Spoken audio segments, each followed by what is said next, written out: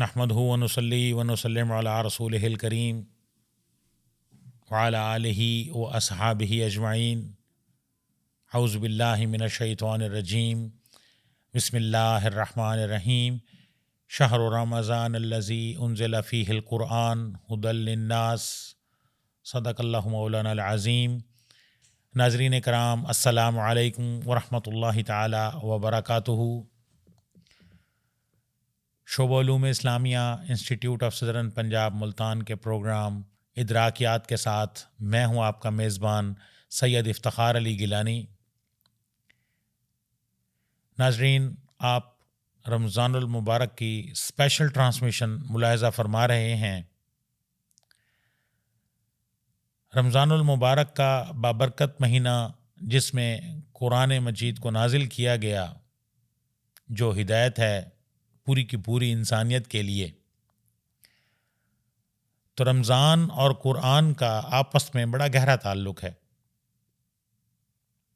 آج کے ہمارے پروگرام کا موضوع بھی رمضان اور قرآن ہے۔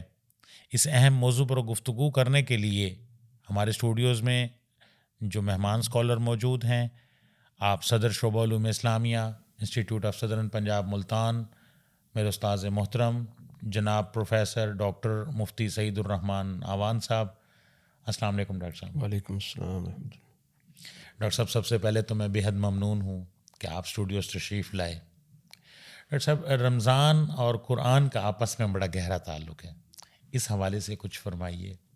جی ہاں، بسم اللہ الرحمن الرحیم۔ قرآن حکیم کی خود آیت اپنے مضمون میں بہت واضح ہے کہ رمضان کا تعارف ہی نزول قرآن سے کرایا گیا۔ سبحان اللہ۔ کہ رمضان کا مہینہ کیا ہے، اس کی حقیقت کیا ہے، کہ اس میں قرآن نازل ہوا ہے۔ بلکہ قرآن حکیم سے پہلے کے جو صحیفے ہیں، کتابیں ہیں، وہ بھی رمضان میں نازل ہوئی۔ ابراہیم علیہ والسلام کے صحیفے وہ پہلی شب رمضان کے اس میں نازل ہوئے۔ سبحان اللہ۔ تورات یہ 7 رمضان کو، انجیل 14 رمضان کو، زبور 19 رمضان کو، سبحان اللہ۔ اور قرآن حکیم تو ظاہر ہے کہ نازل ہی شب قدر قرآن خود ذکر کر رہا ہے، اور شب قدر رمضان میں ہے۔ تو گویا اس مہینے کی اللہ تعالیٰ کی تجلیات سے، احکامات سے بڑی گہری نسبت ہے۔ قرآن حکیم کے نزول کے 2 مراحل ہیں۔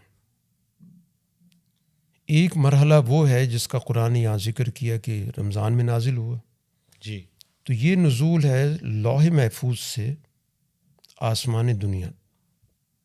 پورا کا پورا قرآن حکیم لوح محفوظ سے آسمان دنیا پہ اللہ نے نازل کر دیا۔ پھر وہاں سے 23 برسوں میں آہستہ آہستہ 1 آیت، 2 آیت، 1 سورت، اس طرح آہستہ سے جیسے جیسے ضرورت تھی، واقعات پیش آ رہے تھے، تو وہ رسول اللہ صلی اللہ علیہ وسلم پر، آپ کے قلب مبارک پہ نازل ہوتا رہا۔ تو اب اسی مہینے کی، رمضان کی مہینے کی اہمیت قرآن کے ذریعے واضح ہوگی کہ قرآن کی نسبت اللہ سے ہے۔ بالکل۔ تو نسبت سی چیزیں بڑھتی ہیں، جس چیز کی اعلیٰ نسبت ہوتی ہے وہ چیز اعلیٰ ہو جاتی ہے۔ سبحان اللہ۔ نسبت سی چیزیں پہچانی جاتی ہیں۔ جیسے انسان کی پہچان اللہ کا بندہ ہونا ہے، تو اس لیے انسان کی قیمت بڑھ گئی۔ انبیاء کی نسبت اللہ کے حوالے سے کہ اللہ کے نبی ہیں، بالکل، تو ان کی نسبت کہاں سے کہاں چلی گئی۔ تو قرآن کی نسبت بھی ظاہر اللہ سے ہے۔ رسول اللہ صلی اللہ علیہ وسلم اس مہینے میں خاص طور پر قرآن حکیم کے ساتھ جو آپ کا تعلق تھا، شغف تھا، مزید بڑھ جاتا تھا۔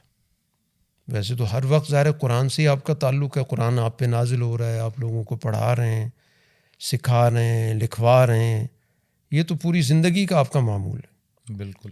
لیکن اس مہینے میں خاص طور پر جتنا حصہ اس وقت تک نازل ہو چکا ہوتا تھا، تو جبریل امین کے ساتھ باقاعدہ مذاکرہ ہوتا تھا۔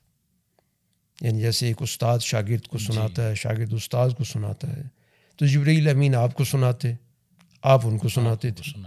یہ اس مہینے کے اندر خاص طور پہ ایک عمل ہمیں حضور صلی اللہ علیہ وسلم کے حوالے سے ملتا ہے، اور پھر ظاہر امت کے اندر بھی اب یہ روایت موجود ہے کہ اس مہینے کے اندر حفاظ جی نماز تراویح کے اندر یہ قرآن حکیم پڑھتے ہیں. اور قیام رمضان کی جو عبادت ہے وہ در حقیقت قرآن حکیم کی تلاوت کی عبادت ہے. رمضان کے اندر جو قیام ہے اس میں تلاوت ہی ہے جی بالکل، جو اس کی حقیقت اور اہمیت کو مزید بڑھا دیتی ہے. تو اب اس مہینے کے اندر رسول اللہ صلی اللہ علیہ وسلم کا معمول بھی تھا، اور پھر اس کے بعد صحابہ کرام کا بھی، اور جو بھی اس راستے پر چلنے والے صالحین رہے ہیں ان سب کا معمول یہی رہا ہے کہ اس قرآن حکیم کو اس مہینے کے اندر زیادہ سے زیادہ اس کی تلاوت کی جائے، اس کے معنی پر غور کیا جائے، اس کے عملی تقاضوں کو سمجھا جائے، اس کو عمل میں لانے کے لیے پھر باقاعدہ اس پر انسان سوچ و بچار کر کے اس کے جو عملی نوعیت ہیں ان کو واضح کرے. تو اس وجہ سے اس مہینے کے اندر خاص طور پر ہماری ذمہ داری یہ بنتی ہے کہ ہم بھی قرآن حکیم سے اپنے شغف کو بڑھائیں. بالکل، اس کو ایک پابندی کے ساتھ، ایک تسلسل کے ساتھ، روزانہ کی بنیادوں پر قرآن حکیم سے ہمارا تعلق ہونا چاہیے، تلاوت کے لحاظ سے، پڑھنے کے لحاظ سے بھی، سننے کے لحاظ سے بھی، اور پھر جو رات کو جو قیام کا عمل ہے تراویح کی صورت میں اس میں شرکت کر کے بالکل اس میں بھی ظاہر ہے کہ پڑھا جاتا ہے، سنا جاتا ہے. اس طرح گویا کہ ہم قرآن کے ساتھ اپنے اس تعلق کو زیادہ سے زیادہ مضبوط کریں. جی تبھی تو یہ سفارش کرے گا، روزہ اور قرآن دونوں سفارش کریں گے، اور اس مہینے کے اندر یہ دونوں سفارشی ہمارے پاس موجود ہیں. سبحان اللہ. اب اگر سفارشی سے ہم سفارش کرانے میں کامیاب ہو گئے تو ہم کامیاب ہیں، بیڑے پار ہو گئے. اور اگر ہم نے توجہ نہ دی تو ظاہر سفارشی تو خود سفارش نہیں کرے گا. بالکل، جب تک ہم اس سے تعلق نہیں پیدا کریں گے. سفارشی تو تبھی سفارش کرتا ہے نا جب آپ اسے جا کے درخواست کرتے ہیں. تعلق مضبوط ہوتا ہے اتنی تگڑی، بالکل اسی کے مطابق ہوگا. بالکل. تو اب قرآن کی شفاعت کیا ہوگی کہ اللہ میں نے رات کو اس کو جگائے رکھا، اللہ اکبر، اس نے میری وجہ سے اپنی نیند کو مؤخر کیا، نیند اس نے کم کی کیونکہ میرے ساتھ اس کا ایک تعلق تھا. تو اسی طرح روزہ بھی اس کی شفاعت، میں نے اس کو بھوکا رکھا، پیاسا رکھا. بالکل. تو اس وجہ سے اس مہینے کے اندر ہمیں قرآن حکیم کے ساتھ اپنا تعلق تلاوت کی صورت میں، اس کے معنی سمجھنے کی صورت میں، وہ پیغام کیا ہے جو قرآن ہمیں دیتا ہے، پھر اس میں عملی تقاضے ہم سے کیا، کیونکہ قرآن عمل کے لیے نازل ہوا. رسول اللہ صلی اللہ علیہ وسلم نے ایک بڑی سخت تنبیہ فرمائی کہ بہت سے ایسے لوگ جو قرآن پڑھ رہے ہوتے ہیں اور قرآن ان کو لعنت کر رہا ہوتا ہے. اللہ اکبر. مثلا بطور مثال کہ میں آیت پڑھتا ہوں کہ فَنَجْعَلْ لَعْنَتَ اللَّهِ عَلَى الْكَاذِبِينَ، تو جھوٹوں پہ میں نے اللہ کی لعنت بھیج دی، اور خدا نخواستہ میں بھی اس عمل میں شریک ہوں، تو میں ادھر سے حساب تو کر رہا ہوں کہ ایک ایک لفظ پہ 10 نیکیاں مل رہی ہیں جی، لیکن دوسری طرف میری بد عملی پر تو میں نے لعنت اللہ کی اپنے اوپر خود بھیج دی ہے. تو اس طرح بہت سی آیات ہیں جس میں برائیوں پر اللہ تعالیٰ کے غضب کا ذکر ہے، لعنت کا ذکر ہے، پھٹکار کا ذکر ہے، ناراضگی کا ذکر ہے.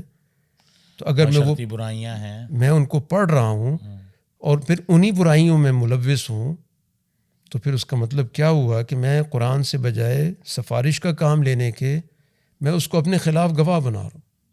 تو اس وجہ سے ہمیں قرآن حکیم کے ساتھ تعلق پیدا کرنے کا مقصد کیا ہے کہ ایک تو اس کے الفاظ کو بھی ضرور پڑھیں، اس کے الفاظ کو پڑھنا بھی ایک بہت بڑی برکت اور رحمت کی چیز ہے، لیکن یہ الفاظ ذریعہ بنتے ہیں کس لیے کہ پیغام کو سمجھیں، اور پھر اس کے بعد اس کو عمل میں لانے کے لیے ہم ایک عزم کریں، ارادہ کریں کہ ہم نے اس قرآن کو پڑھا ہے، سمجھا ہے، اب ہم اپنی زندگی کو اس قرآن کے تابع ہو کر گزاریں گے اور اس قرآن کو اپنی زندگی کا دستور العمل بنائیں گے. جی بہت بہت شکریہ محترم جناب پروفیسر ڈاکٹر سعید الرحمان اعوان صاحب، صدر شعبہ علوم اسلامیہ institute of southern Punjab Multan.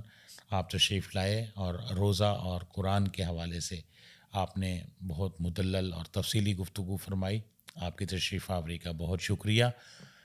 ناظرین کرام، رمضان المبارک کے بابرکت مہینے میں جیسا کہ استاذ محترم نے فرمایا کہ ہمارا تعلق قرآن کے ساتھ پہلے سے زیادہ مضبوط ہو جاتا ہے. ہم رات کو بھی تراویح میں بھی پڑھتے ہیں، قیام اللیل کرتے ہیں، تلاوت بھی کرتے ہیں، اور یہ جو مناسبت ہے روزہ اور قرآن کی کہ یہ دونوں سفارشی ہیں، تو اس لیے ہم دونوں کے ساتھ اپنے تعلق کو مزید مضبوط بنائیں، اور ظاہر ہے جب تعلق مزید مضبوط ہوگا تو اسی میں ہی ہماری کامیابی ہے۔ اور قرآن مجید فرقان حمید کو ہم نے پڑھنا ہے، اس کو سمجھنا ہے، اور پھر اس پر عمل کرنا ہے۔ اللہ تعالیٰ سے دعا ہے اللہ تبارک و تعالیٰ ہمیں عمل کرنے کی توفیق عطا فرمائیں۔ انہی الفاظ کے ساتھ اپنے میزبان سید افتخار علی گیلانی کو اجازت دیجیے۔ اللہ حافظ۔